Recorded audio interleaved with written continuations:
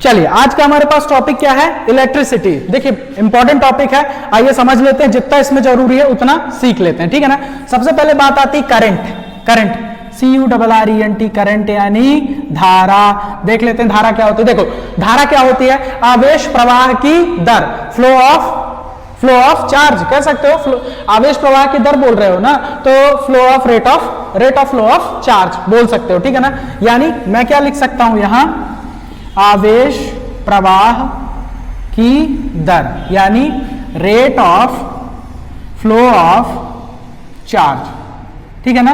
Rate of flow of charge यानी आवेश प्रवाह की दर जो होती है, आवेश धन आवेश ऋण आवेश जानते हो ना, आवेश प्रवाह की दर हमारे पास क्या होती है, डिनोट किससे करते हैं, आई से डिनोट करते हैं। मात्रक क्या होता है इसका, लिख लो जल्दी से, मात्रक हमारे पास क्या होता है, एम्पियर, कैपिटल ए से इसे डिनोट करते हैं। होता क्या है, शॉर्ट फॉर्म में एम्पियर लिखते हैं, होता क्या है, ए, कैपिटल ए, ठीक है। लेकिन अब क्या है, एग्जाम थोड़ा एडवांस हो चुका है, अब ये एम्पियर नहीं पूछता है, तो पूछता क्या है, आओ वो भी देख लेते हैं। पूछता क्या है, देखो जैसे हमारे पास करंट धारा आई, तो हमारे पास क्या होगा, आवेश बटे समय। आवेश का मात्रक क्या होता है, कूलाम। आवेश का मात्रक क्या होता है, कूलाम। और समय का मात्रक क्या होता है, सेकंड, है ना। समय का मात्रक क्या होता है, सेकंड। तो हम क्या कह सकते हैं, कूलाम पर सेकंड। लेकिन फिजिक्स का एक स्टैंडर्ड रूल है, क्या है कि मात्रक बड़े वो रखना ही नहीं चाहता, मात्रक क्या छोटे रखना चाहता है, तो कूलाम पर सेकंड को हम क्या बोल देते हैं, एम्पियर। तो या तो आपसे पूछ सकता है क्या, एम्पियर, जो कि बहुत दिन से पूछता आ रहा है, लेकिन अगर वो थोड़ा सा ऑप्शन में चेंज करेगा तो आप लोगों से क्या पूछेगा, कूलाम पर सेकंड। स्क्रीनशॉट ले लीजिए, एक बार स्क्रीनशॉट ले लीजिए, ठीक है। चलिए स्क्रीनशॉट ले लिया। गैल्वेनोमीटर की अगर मैं बात करूं, गैल्वेनोमीटर सुना है आप लोगों ने, गैल्वेनोमीटर सिर्फ इतना बताता है कि किसी परिपथ में या किसी सर्किट में करंट है कि नहीं है, नाप के नहीं बताता है, कंफ्यूज मत होइएगा। गैल्वेनोमीटर लिख देता हूं, गैल्वेनोमीटर हिंदी में लिख दूं, गैल्वेनोमीटर सिर्फ कितना बताता है, ये करंट का माप नहीं करता, करंट का क्या करता है, पता लगाता है। तो लिख लो CURRENT, करंट का पता लगाता है, करंट का क्या लगाता है, पता लगाता है गैल्वेनोमीटर। अरे भैया देखो, करंट दो तरीके से पता लगाई जा सकती है। पहला, परिपथ में करंट है कि नहीं, ऐसे छू दो, झटका लगेगा, निपट जाओगे, पता चल जाएगा क्या करंट है। दूसरा तरीका, जो थोड़ा बच्चा स्मार्ट होगा, जिसने फिजिक्स पढ़ी होगी, वो डायरेक्ट टच नहीं करेगा, वो क्या करेगा, आएगा कहां, गैल्वेनोमीटर लेगा और पता लगाएगा कि परिपथ में करंट है कि नहीं है, सर्किट में करंट है कि नहीं है। अब दूसरा तरीका क्या होता है हमारे पास, एमीटर। क्या होता है, अमीटर, ठीक है ना, अमीटर। ये क्या करता है, देखो गैल्वेनोमीटर क्या करता है, करंट का सिर्फ पता लगाता है, लेकिन एमीटर क्या करता है, करंट को मेजर करता है, मापता है, लिख दो, करंट को मापता है, ठीक है ना। ये क्या करता है, करंट को मापता है। यानी मान लो यहां पे कोई सर्किट है, यहां पे तुमने क्या लगा दिया, अमीटर लगा दिया, और यहां पे, ठीक है ना, तो यहां से अगर करंट आई फ्लो हो रही है, तो यहां पे ये रीडिंग बता देगी, यहां पे ये क्या करेगा, रीडिंग बता देगी कि यहां पे कितना, 10 एम्पियर की फ्लो करंट, यानी कितने की करंट फ्लो हो रही है, 10 एम्पियर की। ये सिर्फ मेजर करके बता देगा कि एक्चुअल करंट कितनी फ्लो हो रही है। अगर गैल्वेनोमीटर अगर लगाओगे तो ये सिर्फ क्या करेगा, ये सिर्फ इतना बताएगा कि हां परिपथ में करंट है, सर्किट में क्या है, करंट है, लेकिन कितनी है वो नहीं बताएगा। चलो एक बार स्क्रीनशॉट ले लो, चलो स्क्रीनशॉट ले लिया होगा। गैल्वेनोमीटर करंट का पता लगाता है, अमीटर करंट मापता है, ठीक है। अब चलो, करंट दो तरह की होती है, ठीक है ना। चलो अब करंट भी देख लेते हैं कितनी तरह की होती है। चलो इसको मैं हटाने दे रहा हूं, इसको हटा रहा हूं, चलो आ जाओ। देखो करंट दो तरह की तुम लोगों ने पढ़ा है, पहली कौन सी है, AC, दूसरी कौन सी है, DC, पढ़ा है ना। करंट कितनी तरह की होती है, दो तरह की। AC का फुल फॉर्म अल्टरनेटिंग करंट, दूसरा हमारे पास क्या होता है, डायरेक्ट करंट। ठीक है ना, अल्टरनेटिंग करंट और डायरेक्ट करंट। हिंदी में क्या कहते हैं, हिंदी में इसे क्या कहते हैं, प्रत्यावर्ती धारा। इसे क्या कहते हैं, एसी को, एसी को क्या बोलते हैं, प्रत्यावर्ती धारा। और डीसी को हम क्या बोलते हैं, दिष्ट धारा, दिष्ट धारा, धारा, अल्टरनेटिंग करंट, ठीक है ना, अल्टरनेटिंग करंट और डायरेक्ट करंट। ठीक है, चलो अल्टरनेटिंग करंट और डायरेक्ट करंट, ठीक है ना। अगर मैं बात करूं कि अल्टरनेटिंग करंट को, एसी को डीसी में कौन कन्वर्ट करता है, एसी को डीसी में कौन कन्वर्ट करता है, तो एक बहुत ही अच्छा उपकरण है हमारे पास, कौन सा, रेक्टिफायर। कौन सा, रेक्टिफायर, रेक्टिफायर है ना, रेक्टिफायर। और अगर मैं बात करूं कि डीसी को एसी में कौन कन्वर्ट करता है, तो आप लोग ये क्या करोगे, कमेंट सेक्शन में जो लोग भी देख रहे हैं ना, आप लोग ये बताएंगे कि डीसी को एसी में कौन कन्वर्ट करता है। एसी को डीसी में कौन कन्वर्ट करता है, रेक्टिफायर। लेकिन डीसी को एसी में कौन कन्वर्ट करता है, ये आप बताएंगे। देखिए अल्टरनेटिंग करंट की अगर मैं बात करूं तो कुछ ऐसा ग्राफ आप लोग जानते होंगे, है ना, ऐसा कोई ग्राफ है, जैसे ये चल रही है, ये यहां से ऐसे, ये कुछ ऐसे ऐसे चलती है एसी, है ना, ये हमारे पास क्या हो गई, एसी अल्टरनेटिंग करंट। यहां पे ये क्या होती है, मैक्सिमम होती है, ठीक है ना, यहां पर भी ये क्या होती है, मैक्सिमम होती है। जैसे पॉजिटिव, ये निगेटिव होता है, ठीक है ना, पॉजिटिव होता है, और ये हमारे पास क्या होता है, निगेटिव होता है। और ये क्या से zig zag zig zag zig zag करते हुए क्या होती है, चलती रहती है। लेकिन डायरेक्ट करंट, दिष्ट धारा की अगर मैं बात करूं डायरेक्ट करंट की, तो देखिए ये कुछ ऐसी हमारी डायरेक्ट करंट होती है ना।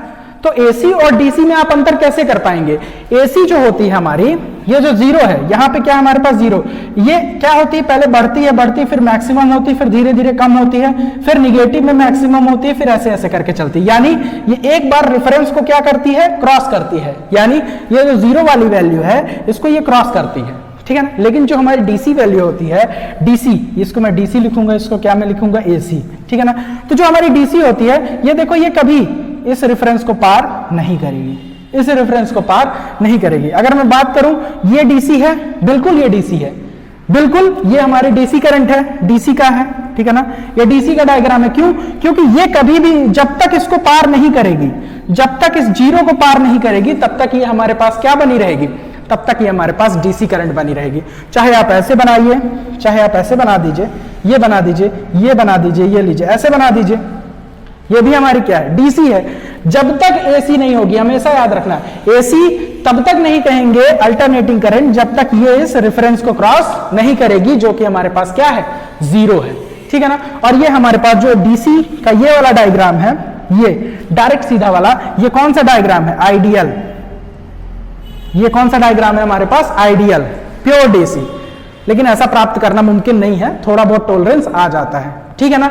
चलिए यहां तक आप लोग समझ गए होंगे, एक बार स्क्रीनशॉट ले लीजिए, फिर आगे बढ़ाते हैं। इसको कमेंट सेक्शन में जरूर कमेंट करिएगा कि एसी से डीसी रेक्टिफायर करता है, तो डीसी से एसी कौन सा उपकरण करता है, ठीक है ना।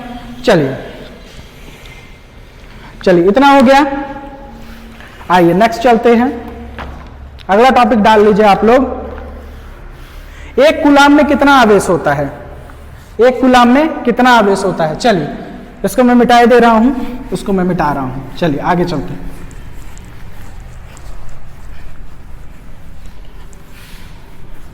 चलिए एक क्वेश्चन और पूछा जाता है कि एक कूलाम में कितना आवेश होता है, एक कूलाम में कितना आवेश होता है, ये आप लोगों को बताना है। एक कूलाम में कितना आवेश होता है, ठीक है ना। ये आप लोगों को क्या करना है, कमेंट करना है, कमेंट सेक्शन में ये भी आप लोगों को कमेंट करना है, जो लोग ये वीडियो देख रहे हैं, कि एक कूलाम में कितने आवेश होते हैं, ठीक है ना। चलिए नेक्स्ट हेडिंग डालिए, क्या होती है हमारे पास, इलेक्ट्रिक पोटेंशियल। नेक्स्ट हेडिंग क्या है, इलेक्ट्रिक पोटेंशियल, विद्युत विभव। नेक्स्ट हेडिंग इलेक्ट्रिक पोटेंशियल, विद्युत विभव, विद्युत विभव।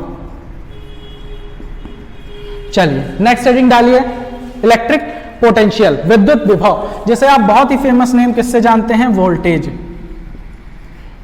ठीक है ना, जिसे आप बहुत ही फेमस नेम किससे जानते हैं, वोल्टेज से जानते हैं। चलो, तो इसका क्या होता है, इसकी डिफिनीशन क्या होती है, किसी आवेश को एकांक या एकांक मत लिखो, किसी आवेश को विद्युत क्षेत्र में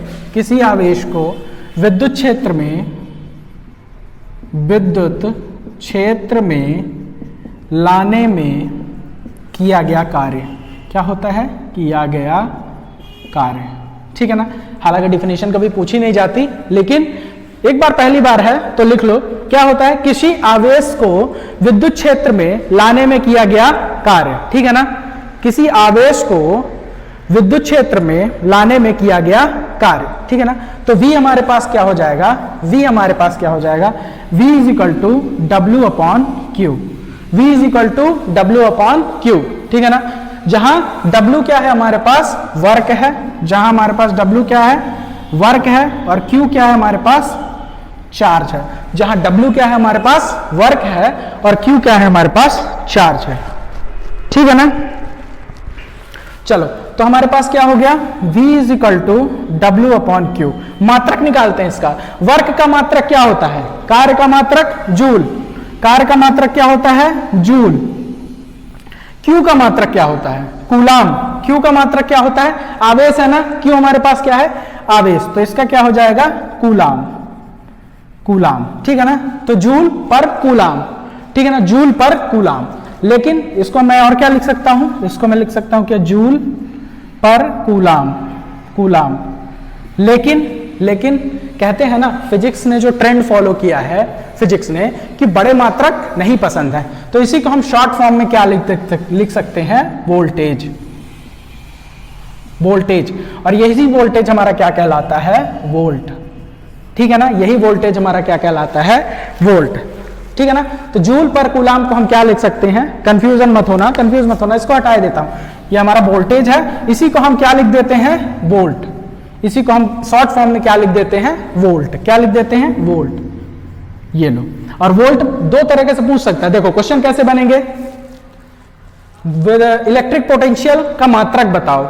अगर तुम्हें इलेक्ट्रिक पोटेंशियल वोल्टेज का मात्रक वोल्ट पता है तो अच्छी बात है, लेकिन अगर उसने ऑप्शन में वोल्ट नहीं दिया तो वो क्या देगा, जूल पर कूलाम, जो कि हमारा क्या कहलाता है, वोल्ट कहलाता है।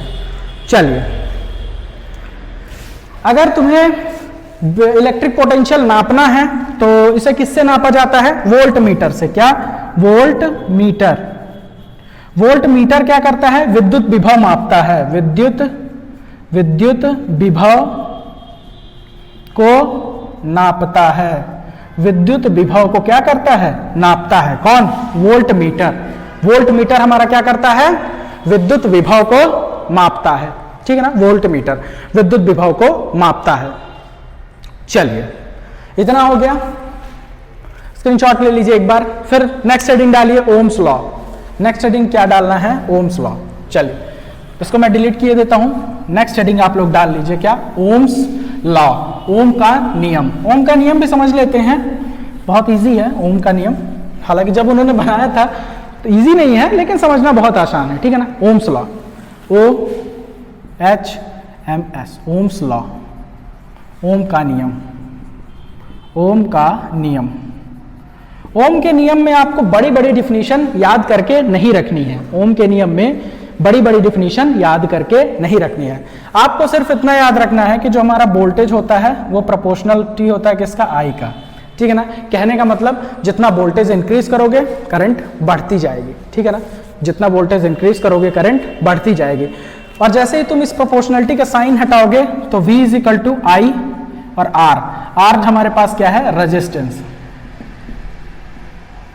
ठीक है ना, प्रतिरोध बोलते हैं क्या हिंदी में, प्रतिरोध, रेजिस्टेंस। ठीक है ना, रेजिस्टेंस।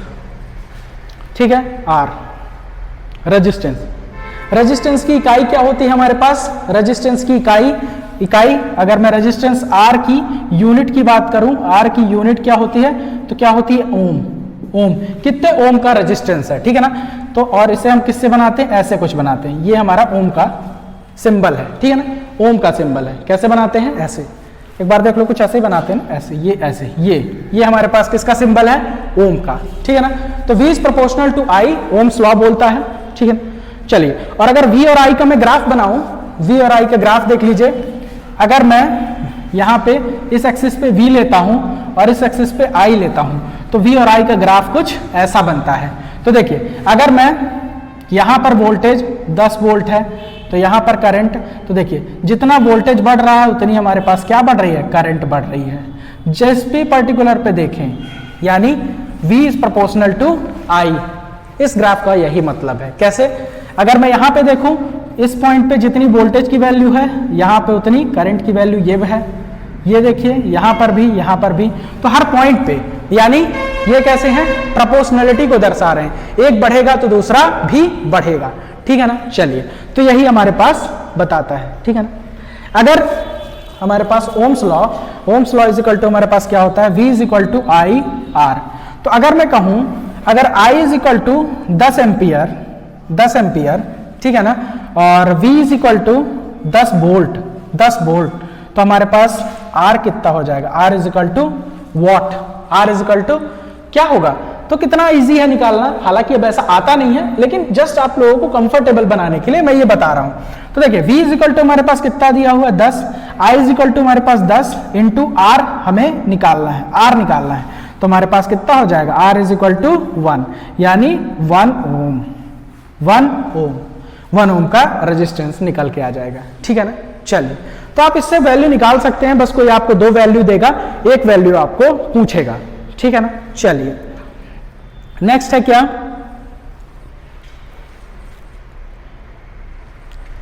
चलिए इतना स्क्रीनशॉट ले लीजिए, फिर आगे चलते हैं। चलिए, इतना हो गया। नेक्स्ट रीडिंग डाल लीजिए क्या, चालकता। नेक्स्ट रीडिंग डालिए क्या, चालकता, कंडक्टिविटी। नेक्स्ट रीडिंग क्या है हमारी, चालकता। आइए चालकता देख लेते हैं, कंडक्टिविटी। नेक्स्ट रीडिंग क्या है, चालकता, कंडक्टिविटी,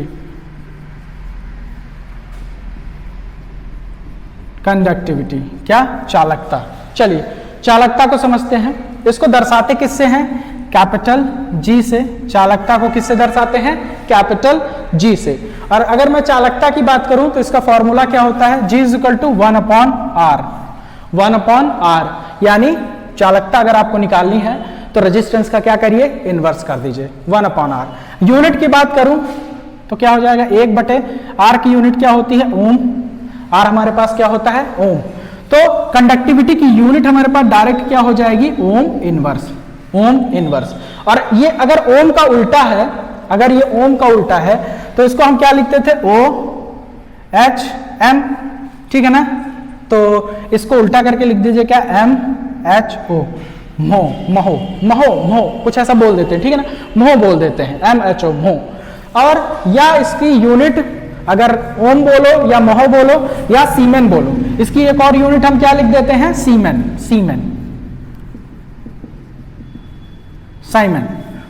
ठीक है ना। क्या लिख देते हैं हम इसकी एक और यूनिट, सीमेन। ये लीजिए। तो आपको अगर कंडक्टिविटी पूछता है तो कंडक्टिविटी होती क्या है, 1/R, 1 रेजिस्टेंस, 1/R। ओम क्या होता है हमारे पास, OHM लिखते हैं। तो कंडक्टिविटी क्या हो जाती है, ओम इनवर्स। इसी को हम क्या बोलते हैं, मोह। इसी को क्या बोलते हैं, मोह। या हम इसे क्या लिख सकते हैं, आपके पास कई ऑप्शन आ सकते हैं, कई ऑप्शन। जैसे पहला ऑप्शन, अगर आपको कंडक्टिविटी क्वेश्चन कैसे पूछा जाएगा, मान लो कि कंडक्टिविटी का मात्रक बताइए, तो आपके पास क्या आ गया, 1/ओम, ए ऑप्शन। बी ऑप्शन आपके पास क्या आ गया, ओम इनवर्स। तीसरा ऑप्शन क्या आ गया, सीमेन, ठीक है ना। चौथा ऑप्शन क्या आ गया आपके पास, मोह। पांचवा ऑप्शन क्या आ गया, डी ऑल। तो सारे तो हैं, बस ये रिप्रेजेंट करने के क्या है, तरीके अलग अलग हैं, आप ये भी लिख सकते हो, ये भी लिख सकते हो, ये भी लिख सकते हो, ये भी लिख सकते हो, इसलिए आप सभी लिख सकते हो, कोई भी आप लिख सकते हो, ठीक है ना। चलिए, तो ये हो गया क्या, चालकता। अब पढ़ लेते हैं क्या, प्रतिरोधों का संयोजन, ठीक है ना। देखिए कितना टाइम हो गया, चलिए अभी है टाइम, कुछ देर और पढ़ लेते हैं। चलिए नेक्स्ट हेडिंग डालिए क्या, प्रतिरोधों का संयोजन। नेक्स्ट हेडिंग क्या है हमारे पास, प्रतिरोधों का संयोजन। क्या लिखेंगे नेक्स्ट हेडिंग,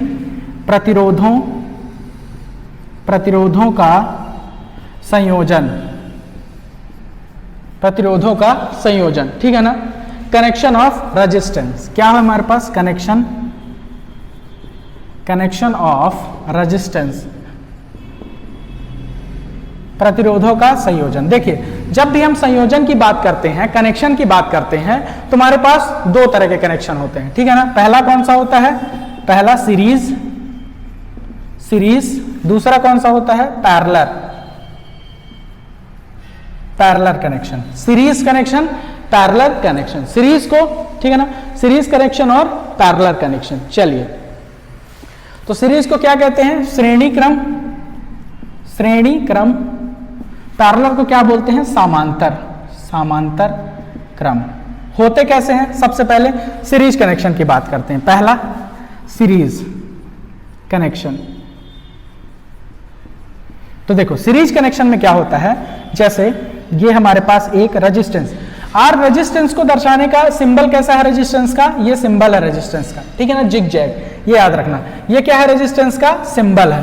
तो एक रेजिस्टेंस यहां लगा हुआ है, दूसरा रेजिस्टेंस इसी के साथ लगा हुआ है, तीसरा रेजिस्टेंस इसी के साथ लगा हुआ है। ये देखो तीनों रेजिस्टेंस एक लाइन में लगे हुए हैं। और अगर मैं बात करूं कि यहां से करंट अगर मैं I सेंड कर दूं, इसको मैं क्या लिखूं, R1 एक रेजिस्टेंस, ये क्या होता है R2 और ये क्या होता है R3। आप लोगों को ऐसे ही समझना होगा, जब तीनों रेजिस्टेंस एक लाइन में लगे हों तो इसे क्या कहते हैं, सीरीज कनेक्शन। तो हमारे पास यहाँ पे जो करंट I है, समझो कि कैसे, जब कभी भी हमारे पास क्या होता है, सीरीज कनेक्शन होता है तो करंट डिवाइड नहीं होती है, करंट कभी नहीं बढ़ती है। क्यों, क्योंकि देखो अगर यहां पे करंट I है तो यहां पर भी करंट कौन सी फ्लो होगी, I फ्लो होगी, यहां पर भी कौन सी करंट फ्लो होगी, I, और यहां पर भी करंट कौन सी फ्लो होगी, I। तो यहां पे करंट कभी डिवाइड नहीं होती है। तो यहां पे मैं कह सकता हूं सीरीज कनेक्शन में करंट क्या होती है, सेम होती है। मैं बोल सकता हूं, ये लिख लेना, सीरीज कनेक्शन में हमारी क्या होती है, करंट सेम होती है। देखो डिवाइड नहीं हो रही है, आई यहां थी, यहां भी है, यहां भी है, यहां भी है, लेकिन वोल्टेज जो होता है वो क्या होता है, डिफरेंट होता है। वोल्टेज क्या होता है, डिफरेंट होता है। जैसे यहां पे वोल्टेज, जब करंट जहां पे जिस पॉइंट पे करंट इंटर करती है वहां क्या बनाती है, पॉजिटिव, और जब लीव करती है तो क्या बनाती है, निगेटिव। इंटर की positive, leave negative, inter positive, leave, जब छोड़ती है तो निगेटिव, ठीक है ना। तो देखिए यहां पर वोल्टेज क्या हो जाएगा, हमने पढ़ा था क्या, V बराबर IR, ठीक है ना, V बराबर IR। यानी अगर मुझे वोल्टेज निकालना है तो मुझे क्या चाहिए, करंट चाहिए, और क्या चाहिए, रेजिस्टेंस चाहिए, ठीक है ना। तो यहां पर क्या है, करंट, वोल्टेज निकालना है तो करंट चाहिए I, और रेजिस्टेंस क्या है, R1। तो हमारे पास V1 क्या हो जाएगा, IR1।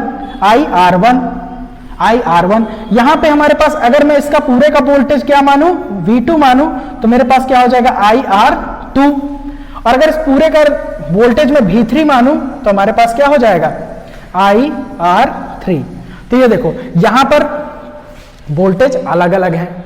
कैसे अलग अलग हैं, अगर इन रेजिस्टेंस की वैल्यू इक्वल होती तो वोल्टेज भी हमारे पास क्या हो जाते, इक्वल हो जाते। लेकिन यहां पे देखिए V1 I1R1, V2 I2R2, V3 I3R3।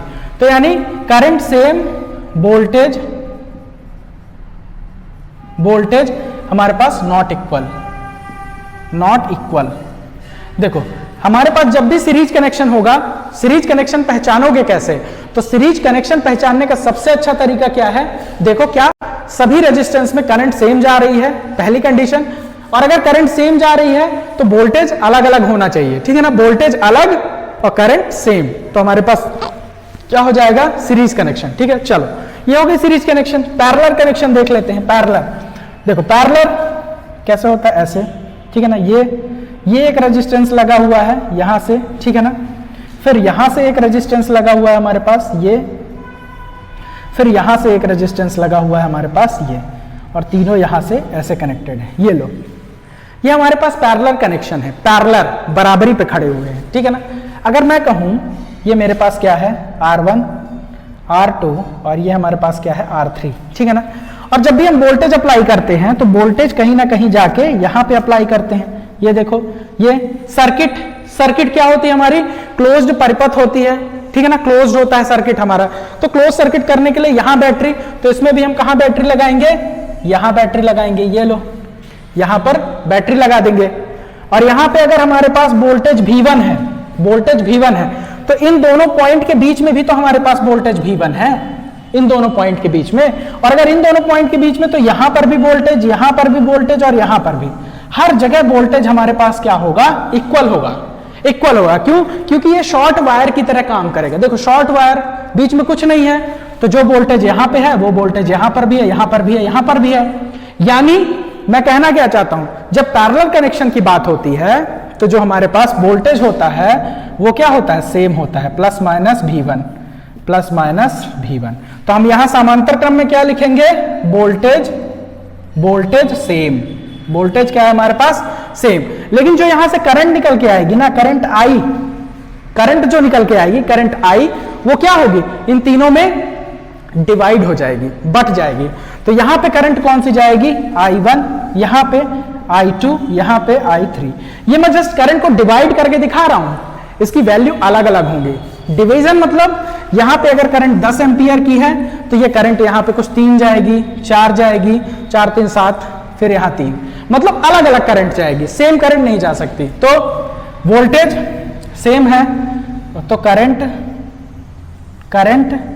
Not equal, current हमारे पास क्या हो जाएगी, करंट कभी इक्वल नहीं होगी। चलिए, करंट हमेशा क्या होगी, यहां पे डिफरेंट होगी। एक बार स्क्रीनशॉट ले लीजिए, फिर आगे चलते हैं। स्क्रीनशॉट ले लीजिए, चलिए ले लिया होगा। अब नेक्स्ट पार्ट में सीखेंगे कि इसमें हम कैसे इक्विवेलेंट रेजिस्टेंस निकालते हैं। इक्विवेलेंट रेजिस्टेंस समांतर क्रम में और पैरेलल, यानी पैरेलल में और सीरीज में कैसे हम निकालते हैं, क्या, इक्विवेलेंट रेजिस्टेंस, है ना, इक्विवेलेंट रेजिस्टेंस, यानी कह सकते हो क्या, इक्विवेलेंट रेजिस्टेंस।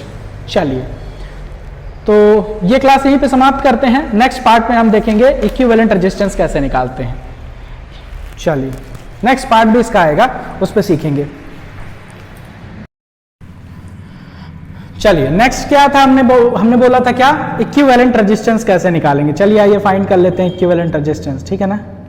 चलिए थोड़ा कैमरा सेट कर दूं। चलिए, इक्विवेलेंट रेजिस्टेंस, तो कल मैंने आप लोगों को क्या बताया था, कल कह सकता हूं अभी, मैंने आप लोगों को क्या बताया था, इक्विवेलेंट रेजिस्टेंस कैसा होता है, दो कनेक्शन होते हैं हमारे पास, एक होता है क्या सीरीज, एक होता है क्या हमारे पास पैरेलल, ठीक है ना, R1, R2 और R3। सबसे पहले अगर मैं सीरीज की बात करूं, सीरीज कनेक्शन में अगर आपको R इक्विवेलेंट कैसे लिखेंगे, R इक्विवेलेंट यानी तुल्य रेजिस्टेंस। तुल्य रेजिस्टेंस कहने का मतलब मैं क्या कह सकता हूं, R1 plus R2 plus R3। अगर मैं आपसे कहूं कि ये हमारे पास कितना है 1 ओम, ये हमारे पास कितना है 2 ओम, ये हमारे पास कितना है 3 ओम, ठीक है ना। अगर मैं आपसे कहूं कि ये मेरे पास 1 ओम है, ये 2 ओम है, ये 3 ओम है, तो मुझे क्या निकाल के बताओ, R इक्विवेलेंट यानी तुल्य रेजिस्टेंस। तो आप कैसे निकालोगे, R1 R2 R3, 1 2 3, तो आप क्या कर लोगे, 3 2 5 1 6 ओम, 6 ओम। और ये पूरा जो रेजिस्टेंस है इसको किसमें, इस डायग्राम को किसमें कन्वर्ट कर दोगे, ये डायग्राम ऐसे हो जाएगा, सिंगल रेजिस्टेंस आ जाएगा किसका, 6 ओम का, 6 ओम का, दोनों बराबर हैं। देख लो यहां पे क्या था, बटे हुए थे, हमने क्या किया, R इक्विवेलेंट लगा के इस डायग्राम को क्या कर दिया, छोटा कर दिया। चलो उसी प्रकार अगर इसका मेरे पास, ये हमारे पास क्या है 3 ओम, ये हमारे पास क्या है 3 ओम, ये हमारे पास क्या है 3 ओम। अब ये हमारे पास कैसा है, समांतर है, तो यहां पे R इक्विवेलेंट हमने कैसे निकाला, R1 R2 R3 करके, ठीक है ना। लेकिन यहां पे हम कैसे निकालेंगे, 1 upon R equivalent is equal to, क्या लिखेंगे, 1 upon R equivalent is equal to क्या होगा हमारे पास, 1 अपॉन R1, ठीक है ना, plus 1 upon R2 plus 1 upon R3, ठीक है। चलो फॉर्मूले में सेट कर दो, इक्विवेलेंट रेजिस्टेंस कैसे निकालोगे, फॉर्मूले में सेट करो, 1/3 1/3 प्लस 1/3 प्लस 1/3, है ना, ये भी 3 ओम, ये भी 3 ओम, ये भी 3 ओम, तो हमारे पास क्या हो जाएंगे, कॉमन क्या आ जाएगा, 3 नीचे आ जाएगा, ऊपर के सारे जुड़ जाएंगे, तो हमारे पास इक्विवेलेंट रेजिस्टेंस कितना आ जाएगा, 1 ओम। 3/3 इज इक्वल टू 1 ओम, ठीक है ना। आर इक्विवेलेंट 3 से 3 कट गया, तो आर इक्विवेलेंट हमारे पास कितना आ गया, इसको चाहे ऊपर लिखो चाहे नीचे लिखो, आर इक्विवेलेंट कितना आ गया, 1 ओम। समझ गया आर इक्विवेलेंट कैसे निकालते हैं, एक बार स्क्रीनशॉट ले लीजिए, फिर आगे चलते हैं। चलो, ये हो गया हमारा इक्विवेलेंट रेजिस्टेंस निकालने का तरीका। और क्या बचा हुआ है,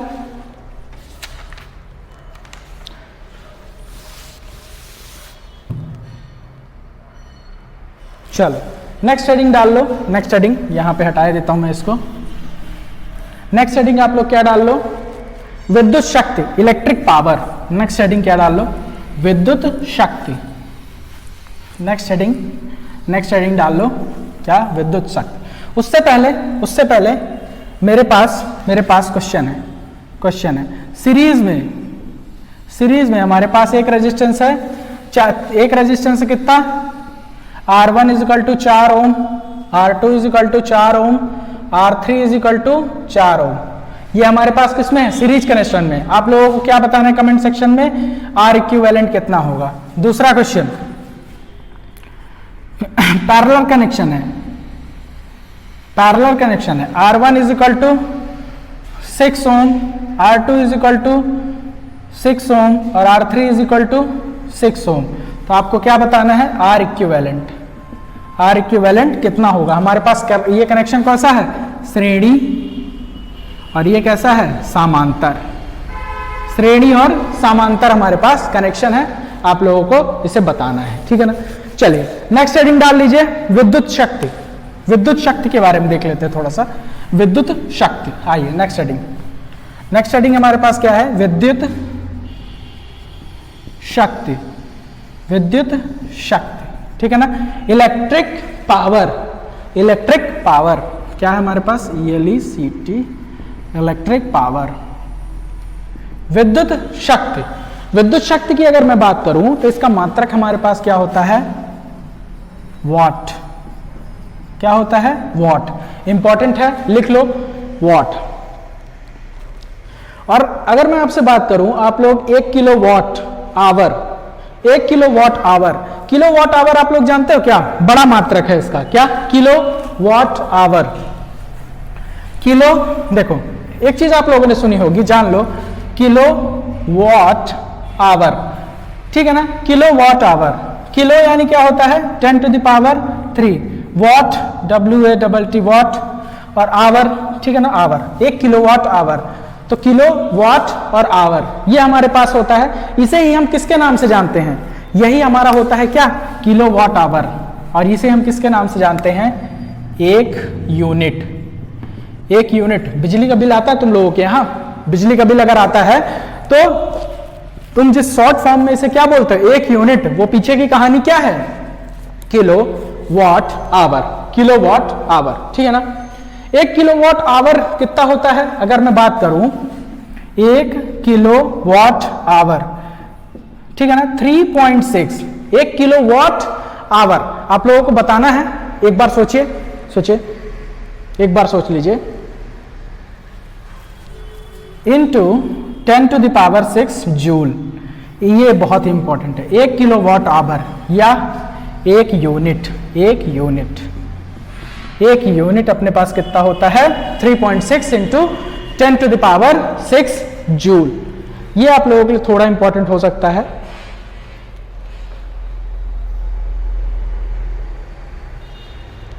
चलिए ठीक है, और कुछ रह गया क्या बताने को, 1 किलोवाट आवर, ठीक है, सब कुछ तो हो गया। देखो अगर मैं कहूं 1 यूनिट, अगर जैसे मैंने लिखा हुआ है क्या, 1 यूनिट इज इक्वल टू हमारे पास क्या होता है, किलोवाट आवर। तो 1 यूनिट को अगर मैं लिखना चाहूं, यूनिट को, तो हमारे पास क्या हो जाएगा, what into our into days upon 1000। हालांकि इसकी जरूरत नहीं है, 1 किलोवाट आवर, ठीक है, इतना बहुत है, ठीक है ना, इतना जानना बहुत है। एक होता है हमारे पास पावर का formula, power power power power हम क्या लिखते हैं, भी आई, यानी पावर हमारे पास क्या होता है, P is equal to V I. ये एक फॉर्मूला लिख लो, ये भी हमारे पास क्या होता है, इंपॉर्टेंट फॉर्मूला होता है, P is equal to V I, power. ठीक है ना, बस इतना बहुत है, इतना बहुत है। चलो, तो जो जो वैल्यूज मैंने यहाँ पे लिखी हुई हैं, वाट, किलो वाट आवर एक यूनिट होता है, 1 kilo watt hour 3.6 into 10 to the power 6 joule, power P is equal to V I, यहाँ से भी फॉर्मूले में हम निकाल सकते हैं। ठीक है, तो चलो आज की क्लास को यहीं पे समाप्त करते हैं। कमेंट करना, कुछ चीजें अगर छूट गई हैं तो उनको भी यहाँ पे एक्सप्लेन कर दिया जाएगा। धन्यवाद।